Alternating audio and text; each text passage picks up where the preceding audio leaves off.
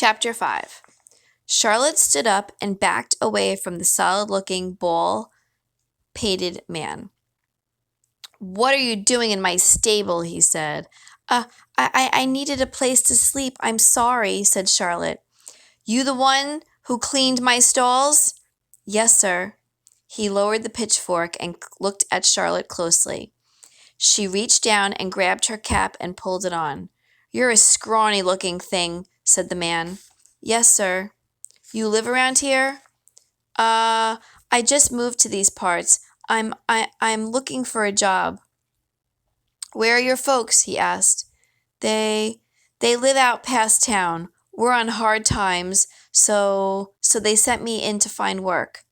"How'd you get in here?" "I helped the stage driver bed his horses." "Well, I don't need any help. You need to get on home." Charlotte wanted to say that she didn't have a home. She wanted to say that she was on her own and that she needed help.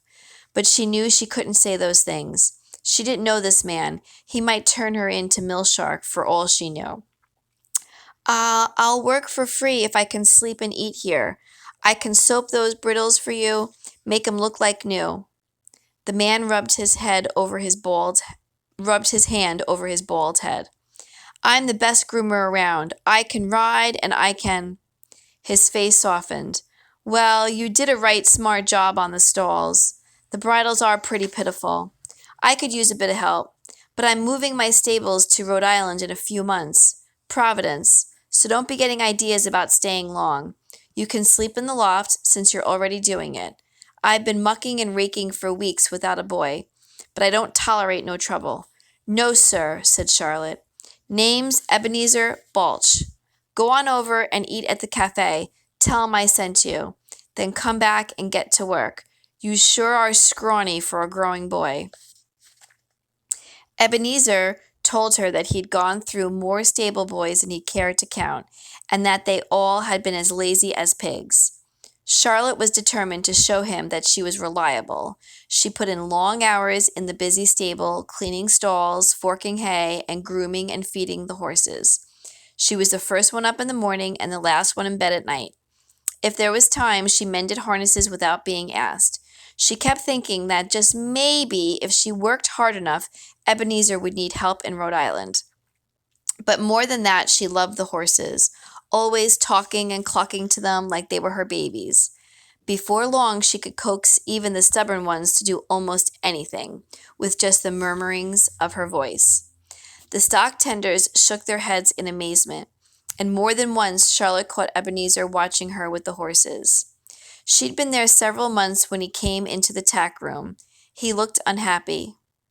"Charlie, sit down." Charlotte knew what was coming. All the preparations had been made to move the business. An uncertain fear crept over her. What would she do after Ebenezer left?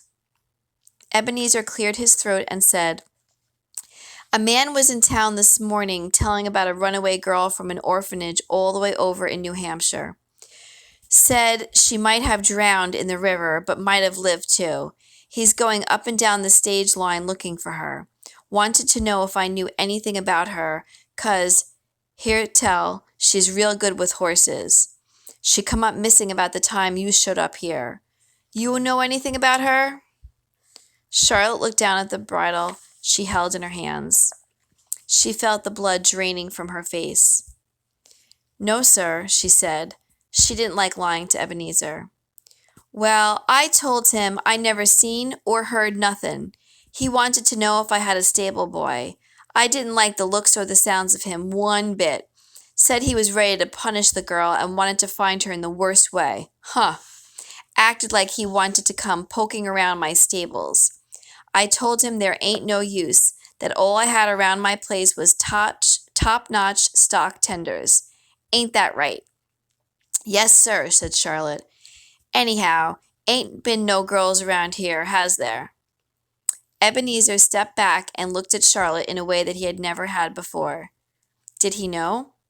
Charlotte winced. "No, sir," she said. "Well, that's what I told him. So she probably did drown."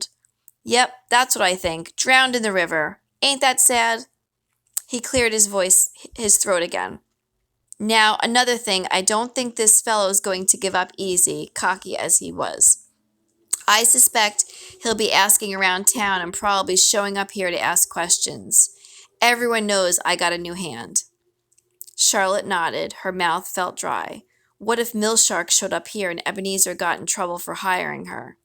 The thought of Mr. Millshark finding her and taking her back to the orphanage made her palms sweaty, made her heart pound. Maybe she should leave, but leaving would mean she'd have to start all over again. She would need to find someplace else to work and sleep and eat and hide. Charlotte stood up and dropped the bridle. She edged toward the door. I need to get on home. Since you're moving the stables and all, I best get going. Ebenezer held up both of his hands to block her way. Just stay put, he said. Now listen. In all my days, I've only seen one other person could work with the horses like you, could put a spell on them and could ride like, well, I've only seen it one other time. I got me a notion, and maybe I'm crazy, but I got to see if I'm right. If you can do what I think you can do, I'm not about to let you go. As Ebenezer walked out of the tack room, he said, Bring around 6. I need a wagon hitched. Charlotte tried to concentrate on what he said. Bring around 6 horses? Do what he thought she could do? Confused, she found the traces for a 6 in the hand and brought the horses around one at a time to hitch them. When each horse was secured to the traces, Ebenezer said, Charlie, you drive. Charlotte stared at Ebenezer. I ain't drove 6 in the hand before, she said. I drove 2, but not 6. I know that, said Ebenezer. Get up here and let's take a run, unless you're scared. I ain't scared, said Charlotte. She climbed into the wagon. What was Ebenezer up to? She felt like he was testing her, almost daring her to drive the team. He handed her the whip, but she wouldn't take it. She never whipped a horse in her life. It's for guiding your team by the sound, not for beating on a poor horse. Now, here are the ribbons, same as the reins. Hold them in your left hand and keep the whip in your right, he said. She took the whip and the ribbons and listened. Each of these pairs of ribbons controls 2 horses, so when you're driving 6, you're holding 3 pairs of ribbons. It ain't as easy as it looks. Here's the pressure brake on the right. Use your foot to work it. Now release the brake and take her out a mile and turn around. Since the day Charlotte had caught the stage in Concord, she wanted to try a 6-horse team, wanted to know what it felt like behind all those horses. Suddenly, she was getting her chance. She yelled, Get along! Charlotte held the ribbons lightly and tried to keep the wagon straight on the road, but it veered to the right and then to the left. She had hitched enough teams to understand how the reins worked, but Ebenezer was right. It wasn't as easy as it looked. No one had to tell her, though, not to whip the horses. Charlotte gave gentle tugs on the ribbons, but even a slight pull sent the horses in another direction. As she approached the turn, the reins tangled. Some horses turned and some didn't. The wagon rolled into the horses, and suddenly she was in the middle of a heap of harnesses and horses. Ebenezer climbed out and set everything right. Guess I was wrong, he said, and gave her a peculiar look. Maybe you're just too young to learn the ribbons. Let's head back. I ain't ready to turn back, Charlotte said, and she began to feel that her escape from Mr. Millshark depended on being able to drive this team. Ebenezer climbed back in, and Charlotte set out. With a steadier hand, she pulled the horses back on course. She tried another turn and again muddled the horses and wagon. Ebenezer got out and straightened the lines. Before he could say anything, Charlotte reached for the reins. I can do it, she insisted. Charlotte took the reins again and again, although she continued to get jumbled up in the turns. With each run, she felt an exhilaration that she had never felt before. Here were 6 strong horses waiting for her commands, her tugs on the reins to tell them which way to go. She yelled, Haw, and Gee, to get them to bear left and right, like she did when she was riding 1 horse or driving 2. She wished Hayward could see her, and Vern. Vern would have never let her get out of that wagon until she figured out the turns. Just like when he taught her to ride, he kept putting her back on freedom after each fall, saying, "Every time you fall, you learn something new about your horse. You learn what not to do next time." That's what was happening with the team. Every time she mixed up the reins, she knew what she had done wrong, and she had tried not to do it again. After a dozen times, she brought them around clean. Ebenezer finally nodded his approval with a small, satisfied smile. He had wanted her to figure it out. He had wanted her to be able to drive the team. But why? When they pulled back up to the stables, Ebenezer said, "Charlie, or whoever you are, I need this team and this wagon driven to my new stables, and I'm figuring you can drive them. You need to leave in the morning before first light. And there's something else. I don't need more stable boys in Rhode Island, but I need another stock tender, and soon I'll be needing coach drivers. You've got a lot to learn, but I could train you if it suits you." She couldn't stop the grin that spread over her face. "It suits me fine," she said. This is the middle section of the book. It's called In the Middle.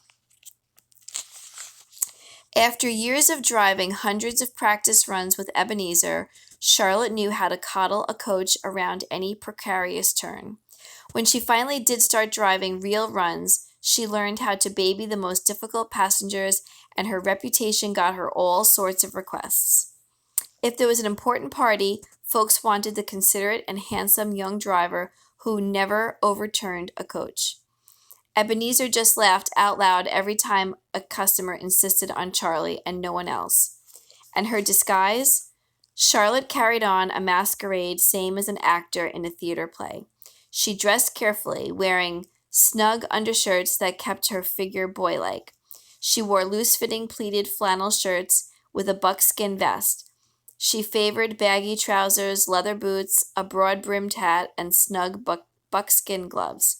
She kept a snakeskin whip tucked into her belt. And she didn't need to worry about her voice. When she was out with the horses, she practiced speaking low. Maybe it was because she was so good with those horses, or maybe it was because the townspeople just didn't pay much mind, but Ebenezer's clean-shaven young driver with the warm, raspy voice just didn't arouse any suspicion. Charlotte was acting, dressing, and talking like a first-rate stage driver, so in folks' eyes, that's what she was. Anyway, Charlotte was careful to protect her identity. She didn't buck with the other stable hands, still preferring to sleep in the loft, and for that they teased her something fierce about loving horses more than people. She was even cautious about the letters she wrote to Hayward.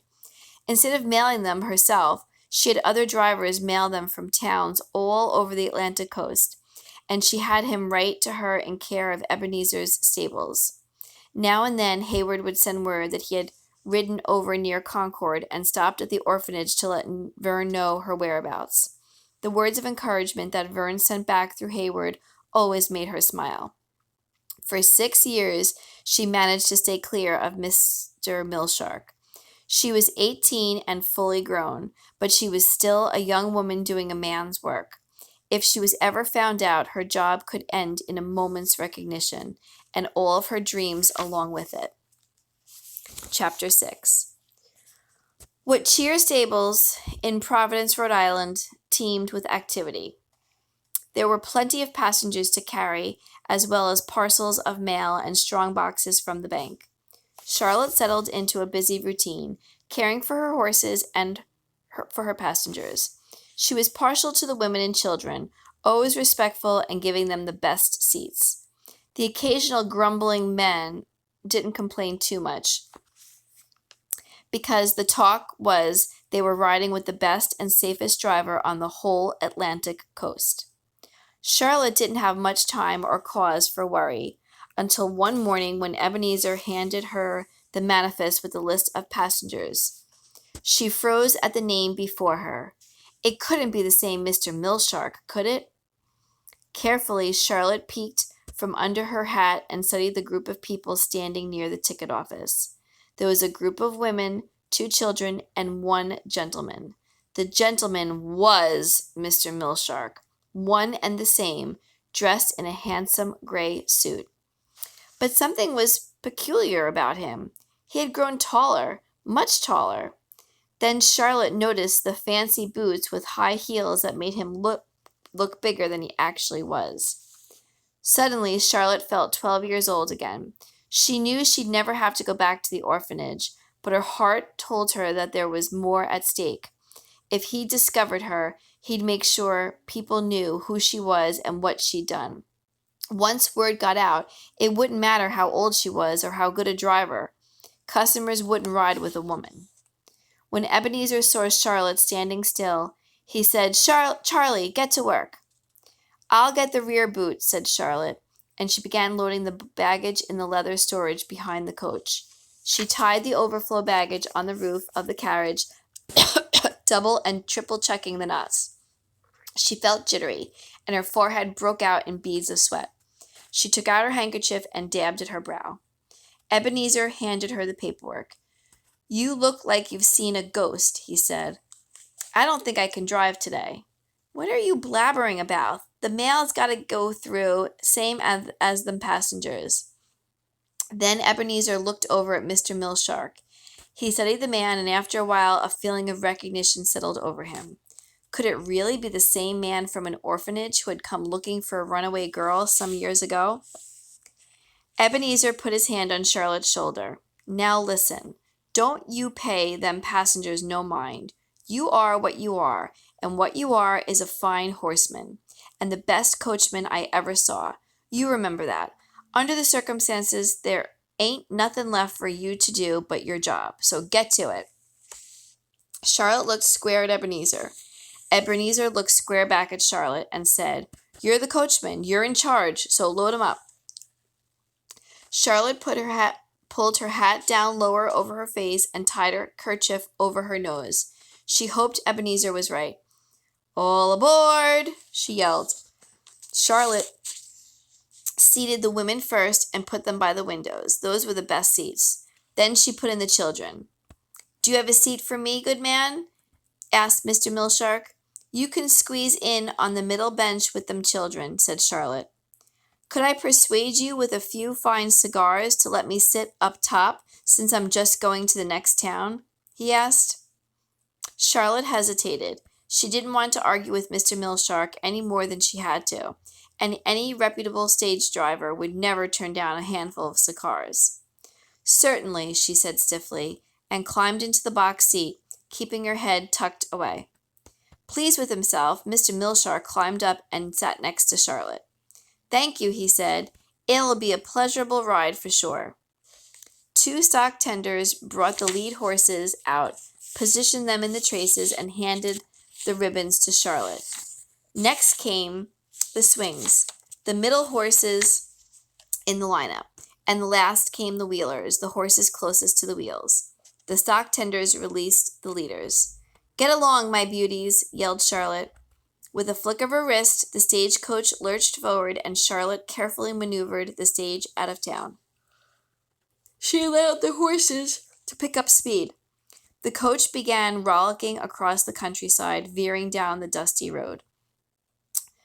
Thorough braces, 3-inch straps of leather hooked to the axles, cradled the carriage like a baby in a hammock. The coach rocked back and forth. The passengers on the inside bounced around on padded seats, but up top, where Charlotte and Mr. Millshark sat, there was nothing but a wooden bench. Mr. Millshark, wedged into the corner of the box seat, held onto his hat with one hand and clutched the narrow rail with the other.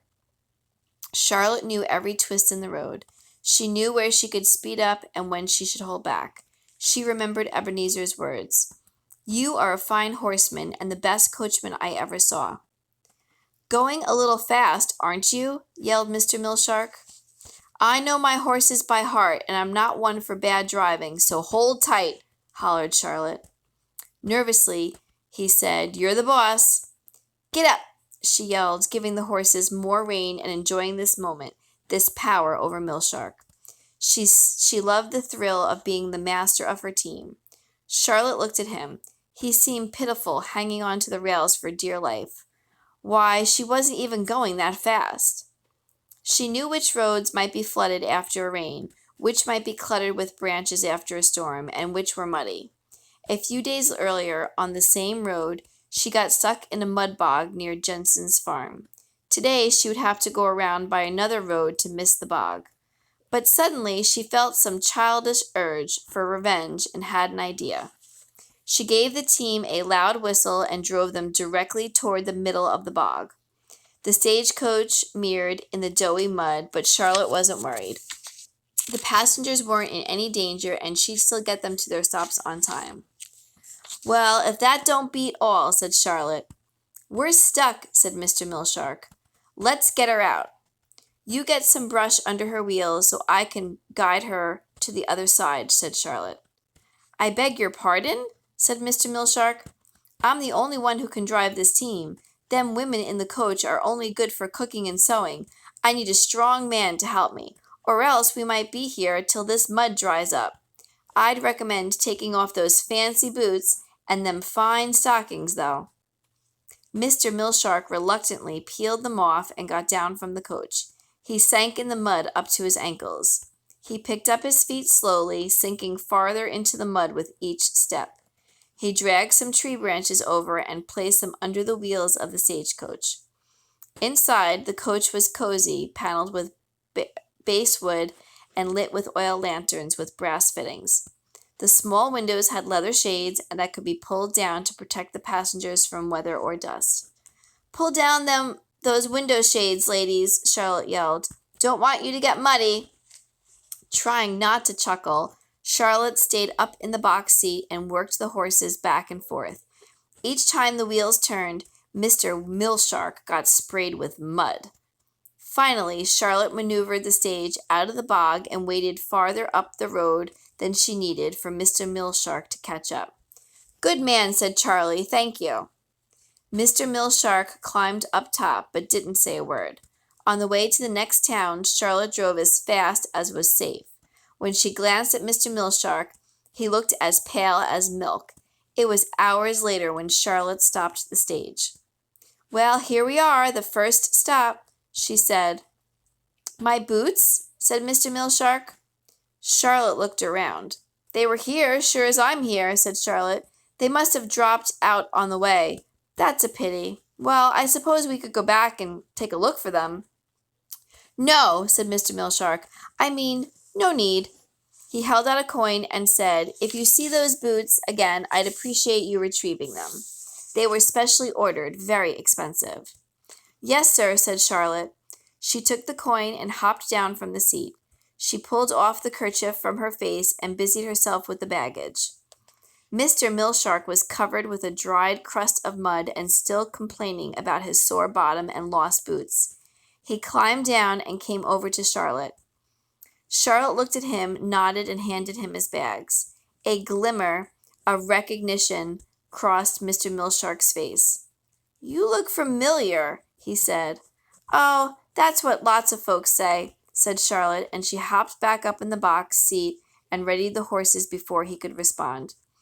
Mr. Millshark had a puzzled look on his face as he walked barefooted into the hotel, and hidden in the leather storage were a new pair of boots for Ebenezer. The end of chapter 6.